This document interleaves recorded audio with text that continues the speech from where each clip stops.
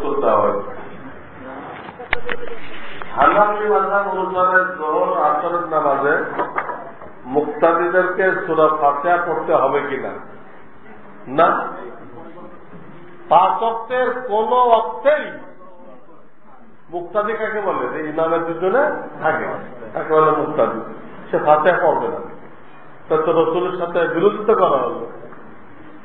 রসুল সাল্লাল্লাহু আলাইহি ওয়াসাল্লাম বলছেন যে ইমামের ইক্তেদা করলো, তার ইমামের কিরাত তার কিরাত। তা আপনি ফাতিহা পড়ার কি অর্থ দাঁড়ায়? আপনি রসুলের হাদিসটা মানলেন না, আপনি বিশ্বাস করলেন না।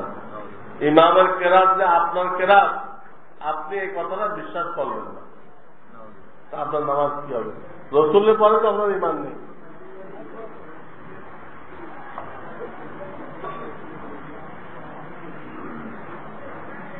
গোসলের পরে কি নামাজ পড়ার জন্য আবার উযু করার দরকার আছে? গোসলের পরে আর উযু করার দরকার নেই, তার গোসলের আগে উযু করে নেওয়া সুন্নত। গোসলের আগে উযু করে নেওয়া সুন্নত। ইকামত দেওয়ার সময় মুক্তাদি জবাব কিভাবে দিবে? হয়তো মুয়াজ্জিন যেই বলে শেষ করবে ওটা বলবে, আশহাদু আল্লা ইলাহা ইল্লাল্লাহ, আশহাদু আল্লা ইলাহা ইল্লাল্লাহ, শেষ করলো।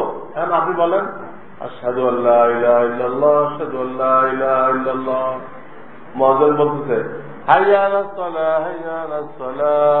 আপনি বলেন লা হাওলা ওয়ালা কুওয়াতা ইল্লা বিল্লাহ, লা হাওলা ওয়ালা কুওয়াতা ইল্লা বিল্লাহ।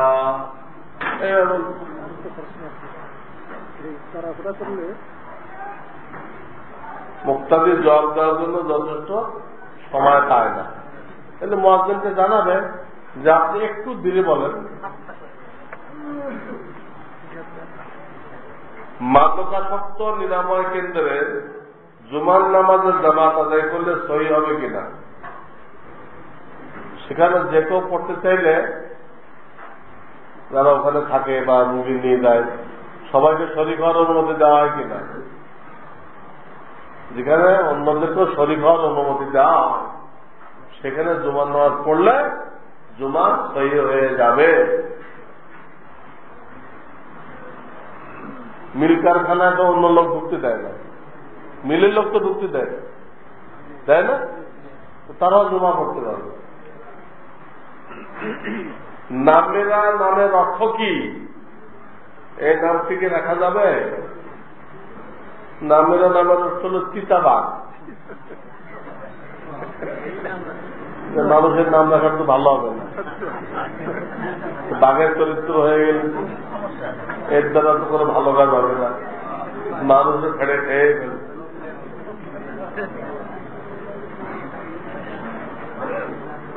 দুনিয়াবি শিক্ষা না জায়েজ কিনা? যদি জায়েজ হয় সেটা কিভাবে? শর্তের সাথে জায়েজ আছে। দুনিয়াবি শিক্ষা দেয় যেন আপনার নামাজ তরফ না হয়, কাপড় টাকনোর উপরে থাকে, হ্যাঁ, দাড়ি বিসর্জন দেওয়া না হয়, বুঝলেন না? এই জিনিসগুলো ঠিক রাখতে হবে। আর ওখানে কুফরি কালাম আছে, এই কুফরি কালামগুলো দূর করার জন্য হ্যাঁ ছুটির সময় তবলিগে সময় লাগাইতে হবে, আলেমদের মজলিসে আসতে হবে। স্কুল কলেজের সিলেবাসে কিছু কুফরি কথা আছে, এগুলো বোঝার জন্য, পরিহার করার জন্য ওলামাদের সোহবত আসতে হবে। এদের 2 শর্তের সাথে স্কুলে পড়তে পারবে। ওলামাদের সোহবত আসবে এবং তার আমল আখলাক খ্রিস্টানদের মতো হবে না। নতুন বিবাহিত বর কনে যদি বিবাহের পরে দূরে কোথাও ঘুরতে যেতে চায়, সেটা জায়েজ হবে? কারণ এভাবে ঘুরতে যাওয়া খ্রিস্টানদের হানিমুনের সাথে মিলে যায়। আমাদের কোরআন হাদিসে হানিমুনের কোন আলোচনা পাওয়া যায় না। এটা পিওর খ্রিস্টানদের তরিকা না করা যায়। হ্যাঁ, আল্লাহ পয়সা করে দিয়ে থাকে, যাক ওমরা করে আসুক। হানিমুন করবে না, কি করবে? ওমরা করবে।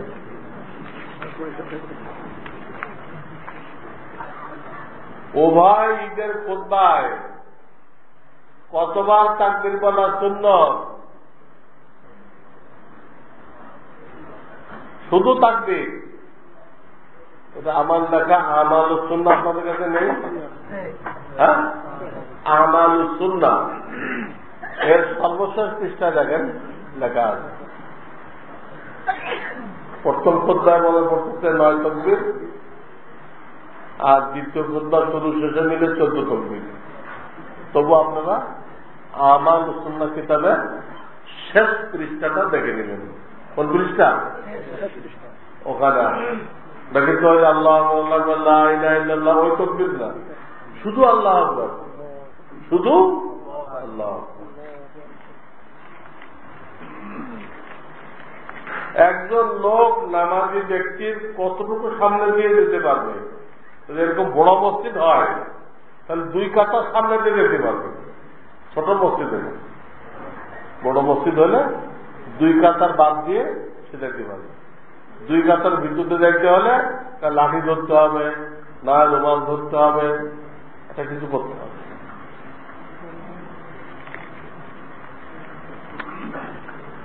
20-30 বছর আগে প্রতিষ্ঠিত মক্তবে জুমার নামাজ পড়া যাবে কিনা?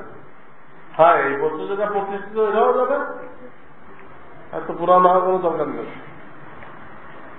যে কোনো মক্তবে কি করা যাবে? জুমার নামাজ পড়া।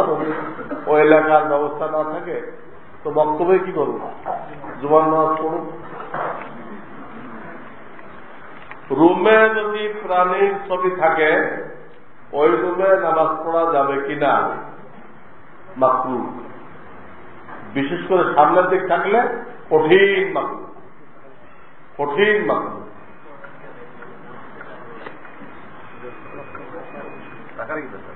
আমার বাড়ি ঢাকা, ঢাকাতেই নিয়মিত বসবাস করি। এখন আমার দাদার বাড়ি ফরিদপুর। আমি যদি সেখানে বেড়াইতে যাই তাহলে মুসাফির হব কিনা? ওখানে আমার বাপের সম্পত্তি আছে না, দাদার থেকে বাপ পাবে না, বাপের থেকে আপনি পাইবেন, তো ওটা তো আমরা অত্নে আসলি। দাদার বাড়িটা কি অত্নে আসলি, কিন্তু ওখানে যতটুক টাইমের জন্য আপনি যান না কেন আপনি মুকিম, আপনি মুকিম। ফজরের সুন্নত নামাজ ফজরের ফরজ নামাজের পরে পড়া যাবে কিনা? না, ফজরের সুন্নত ফরজের আগেই পড়তে হবে। এই যদি বলা যে নামাজ দাঁড়াই গেলেও করতে হবে, দেখা যাচ্ছে না সুন্নত পড়ে নামাজ পাওয়া যাবে, তাহলে কি করতে হবে? সুন্নত আগে পড়ে নিতে হবে। কেন? এই জন্য যে পরে তার পড়া যায় না। আগে না পড়লে এই সুন্নতটা ফরজের পরে, শুধু ফজরের কথা বলা হবে, ফজরের কথা পরে পড়া যায় না। আগে করে নিচ্ছি, আগে বললে কাজা নামাজের মশলা হলো তখনই বুঝতে পারবেন যে আমার নামাজ কাজা হয়ে গেছে, তখনই পড়ে নেবে, তাহলে কাজার কাফারা হয়ে যাবে।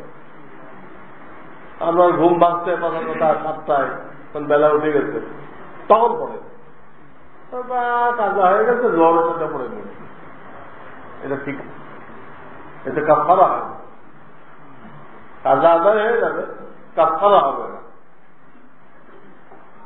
গোসলের 3 ফরজ, এটা কি সাধারণ গোসলের মধ্যেও লাগবে? সাধারণত আমরা গরম দূর করার জন্য যে গোসল করি ডেলি ডেলি, এখানে ওই 3 ফরজ থাকবে না, এখানে ওই 3 ফরজ লাগবে না।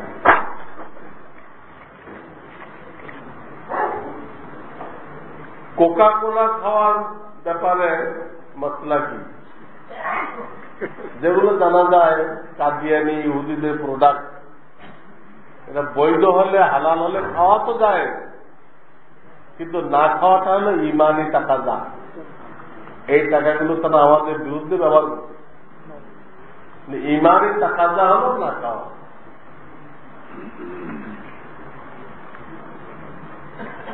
বিধর্মীদের মৃত্যু সংবাদ শুনলে ইন্না লিল্লাহি ওয়া ইন্না ইলাইহি রাজিউন পড়া যাবে কিনা? কিচ্ছু পড়া যাবে না। না এটা পড়বেন, না ফি নারে জাহান্নামা খালিদিনা ফিহা আবাদা। অনেকে এটা পড়ে, এটাও পড়া যাবে না। কাজে ইমান নিয়ে মরছে না কি নিয়ে মরছে কে জানে। অনেক হিন্দু মরার আগে কলেমা পড়ে, অনেক হিন্দু আগে জানতো কলেমা, ভয়তে পড়ে নাই, পরিবারের লোকেরা তারা মেরে ফেলবে এই ভয়তে মরে না, মরে যেতেছে। আর মেরে ফেললে কি, তখন তারা কলেমা পড়ে নাই। ওই কলেমাও আল্লাহ দরবারে গ্রহণযোগ্য। তাহলে কে কলেমা পড়তে না পড়তে, আমরা পিনারে জাহান্নাম পড়ে দিলাম। আপনার অনেক মুসলমান হাসরের ময়দানে বেঈমান অবস্থায় উঠবে, আর অনেক কাফের হাসরের ময়দানে ইমানদার অবস্থায় উঠবে। দুরূদ শরীফ পড়ে।